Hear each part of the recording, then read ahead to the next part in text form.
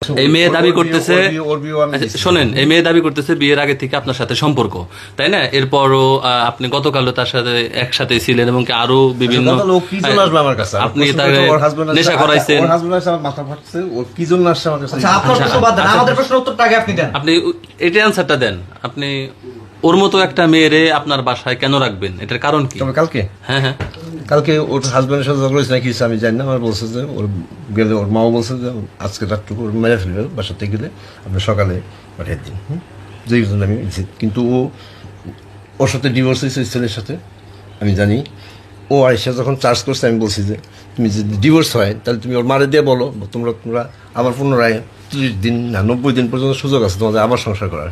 তোমার আমি বলছি তুমি কি একসাথে সংসার করছো কিনা এই 7 দিন? তোমার মা 7 দিন ধরে তোমার নিখোঁজ, 7 দিন ধরে তোমার মা আমাকে ফোন দেওয়া টাইট করছে। পরে আমি তোমার মতো একটা মেসেজ দিয়ে রাখছি ভয়েস, যে তুমি আমাকে জানো বা তোমার মাকে জানো তুমি বাইসে আসো না কোথায় আসো।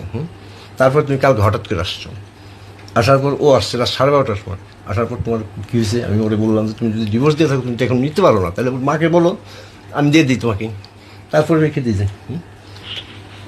আচ্ছা, এটা তো যে কেউ কারো স্ত্রী যদি অন্য পরপুরুষের সাথে যদি এই দৈহিক মেলামেশা করে, এটা যদি কোনো স্বামী দেখে, সে তো নিজের স্থির রাখতে পারবে না, এটা তো স্বাভাবিক। দেখার বিষয় না, কথাটা হচ্ছে তখন তো সে একটু আমি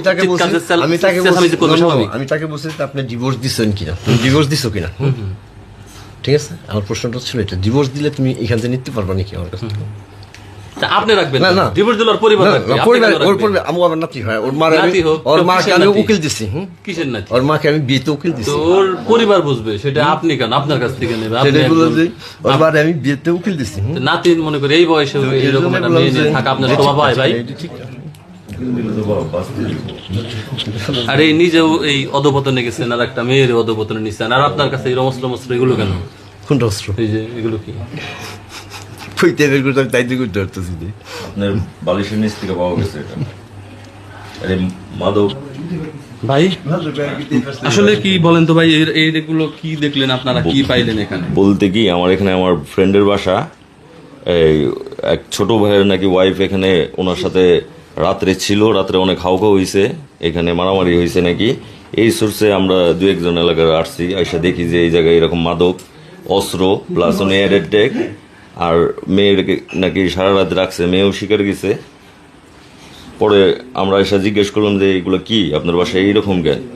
উনি বলতেছে যে আমার বাসায় ও রাত্রে ছিল, মেয়ে ছিল, ওর মারা আমি উকিল দিছি, এই সম্পর্কে ও আমার বাসায় ছিল। আমি ও বাসায় থাকতে পারে, আপনি একা থাকেন বাসায়, বাসায় আর কেউ নাই, তাহলে আপনি ওরা সারা রাত ঘুরে আপনি ধর্ষণ করছেন, মেয়ে শিকারে যেতেছে, এই কাজটা কি ভালো করছেন? উনি বলে আমি এগুলো করি নাই। আর মেয়ে বলতেছে যে আমি করছি, উনি আমার কে দর্শন করছে, এতটুকুই আমার জানা। আচ্ছা, ওনার কি বউ পোলাপান কিছু নাই নাকি? ওনার আছে, সব কারোর সাথে ওনার সম্পর্ক নাই, মানে ভালো একটা সম্পর্ক নাই ওনার ছেলে মেয়ে। আচ্ছা বাবু ভাই, আপনি একজন ধনাঢ্য ব্যক্তি, আপনার বাড়ি ঘর বিল্ডিং এবং শহরে আপনার বাসা, আসলে আপনার একা পরিবারের কেউ নাই, কারণ কি? কোথায়? তো পাশে আছে, আপনি পুরা ইটা নিয়ে একা থাকতেছেন, বিভিন্ন সময় বিভিন্ন নারী নিয়ে আসেন। না ঠিকঠাক কিন্তু বললাম সামাজিক অবক্ষয় ভাই, এগুলো না? আপনার বাসায় যে টুয়েল যেগুলো পাওয়া যাচ্ছে, এগুলো কি ওই পাশের রুম থেকে বের করছে? ওই পাশের রুম হোক, আপনার বাসায় তো খুব দুঃখজনক ভাই, এগুলো আসলে